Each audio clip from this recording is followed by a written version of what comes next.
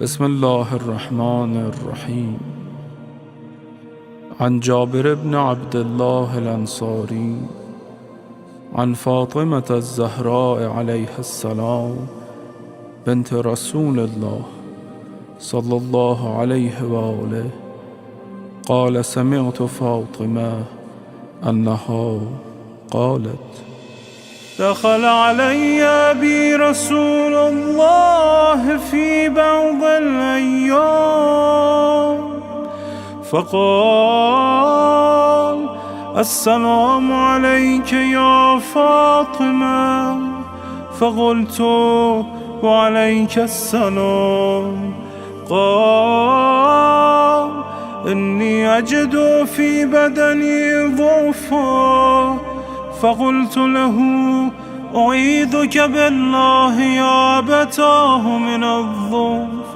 فقال: يا فاطمة، ائتيني بالكساء اليماني فغطيني به. فأتيته بالكساء اليماني فغطيته به وصرت أنظر إليه وإذا وجهه يتلألأ كأنه البدر في ليلة تمامه وكماله.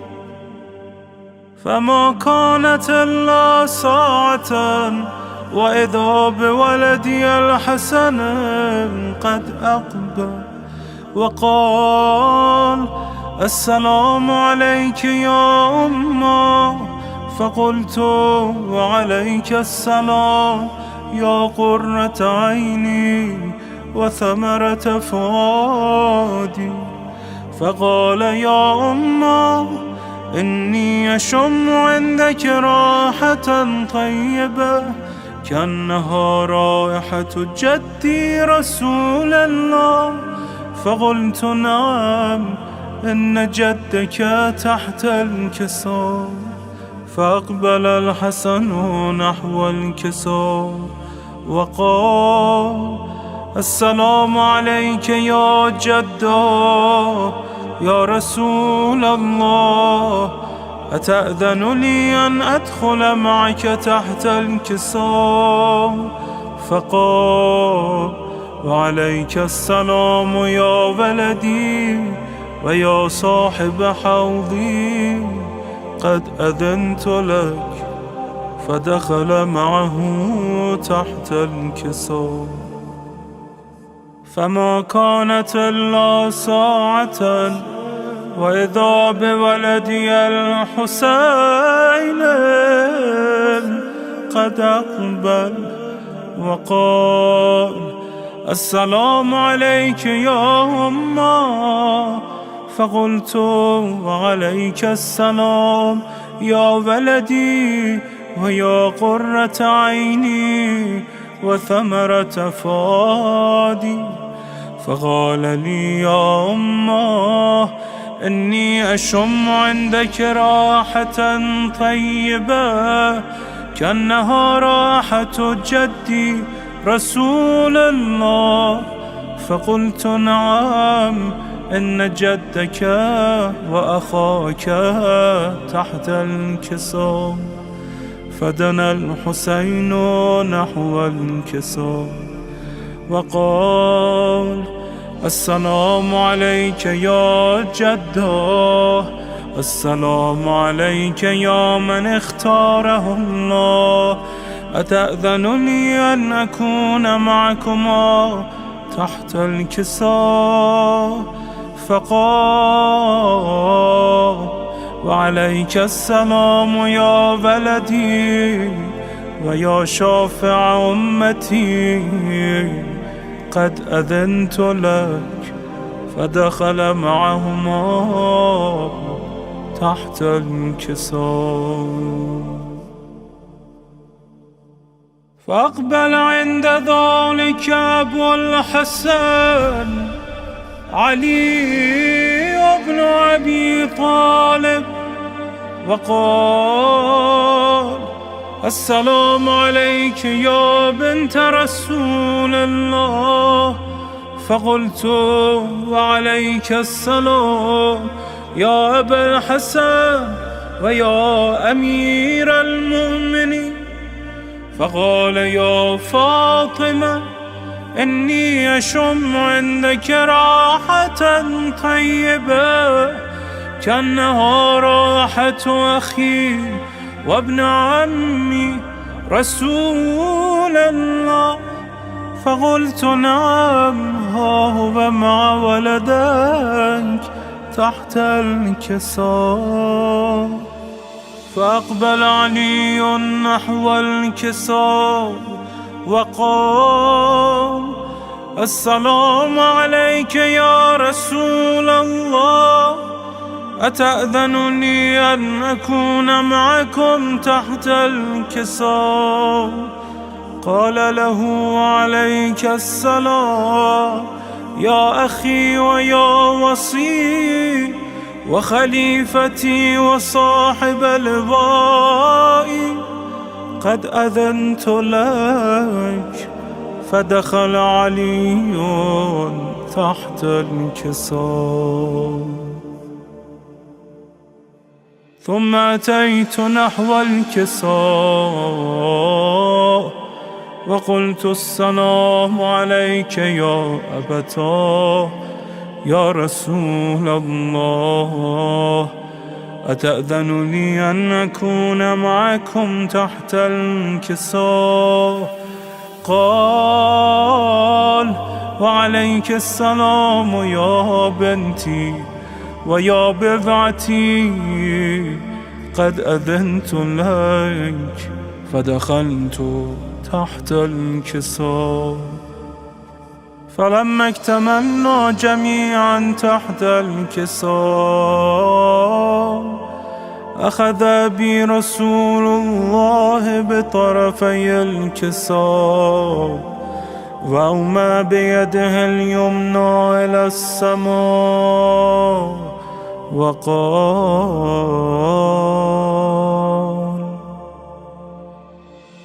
اللهم إن هؤلاء أهل بيتي وخاصتي وحامتي، لحمهم لحمي ودمهم دمي، يؤلمني ما يؤلمهم ويحزنني ما يحزنهم. أنا حرب لمن حاربهم وسلم لمن سالمهم وعدو لمن عاداهم ومحب لمن أحبهم. إنهم مني وأنا منهم، فاجعل صلواتك وبركاتك ورحمتك وغفرانك ورضوانك علي وعليهم، واذهب عنهم الرجس وطهرهم تطهيرا.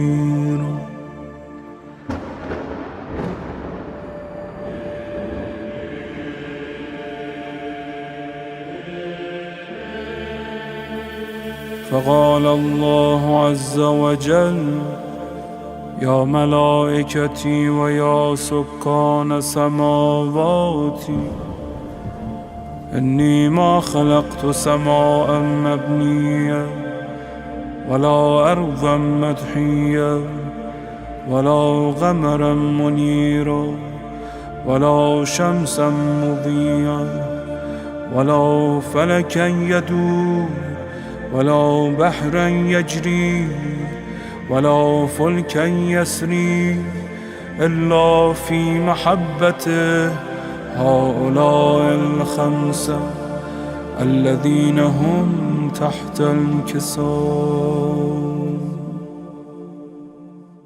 فقال الأمين جبرائيل: يا رب، ومن تحت الكساء؟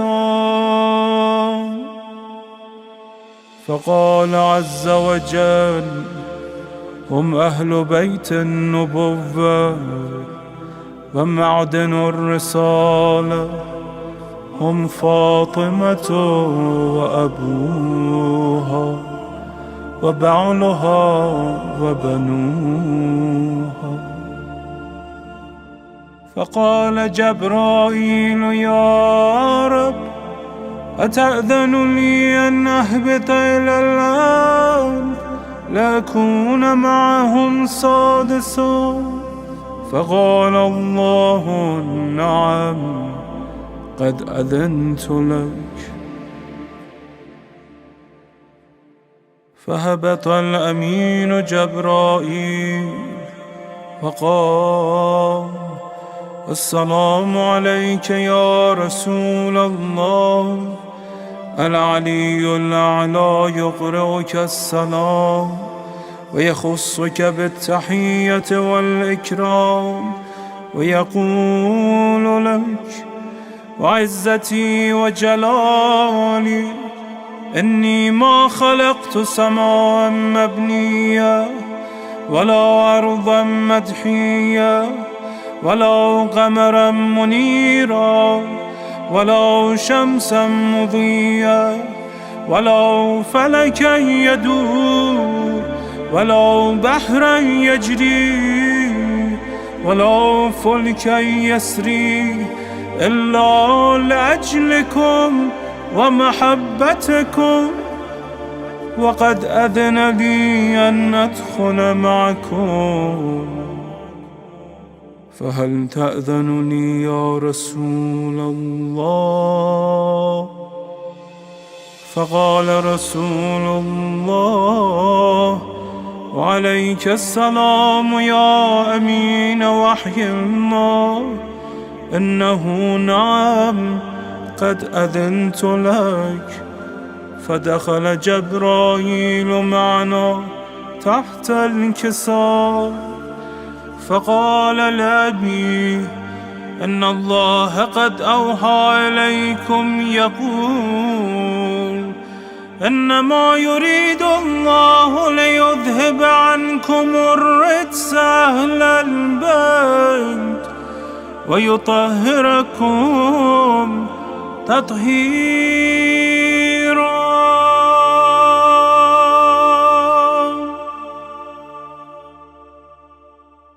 فقال علي لأبي: يا رسول الله، أخبرني ما لجلوسنا هذا تحت الكساء من الفضل عند الله.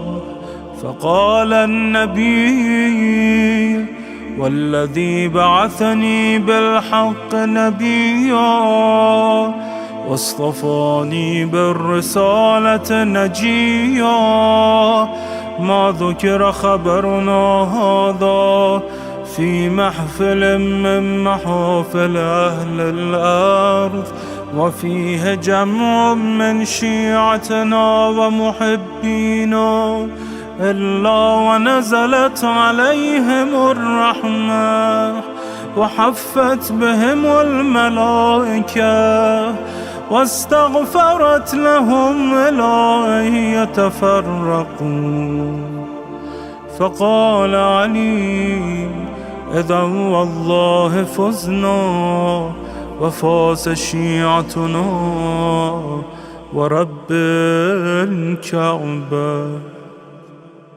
فقال أبي: رسول الله يا علي، والذي بعثني بالحق نبيا واصطفاني بالرسالة نجيا، ما ذكر خبرنا هذا في محفل من محافل أهل الأرض وفيه جمع من شيعتنا ومحبينا وفيهم مهموم الله وفرج الله همه، ولا مغموم الله وكشف الله غمه، ولا طالب حاجة إلا وقضى الله حاجته.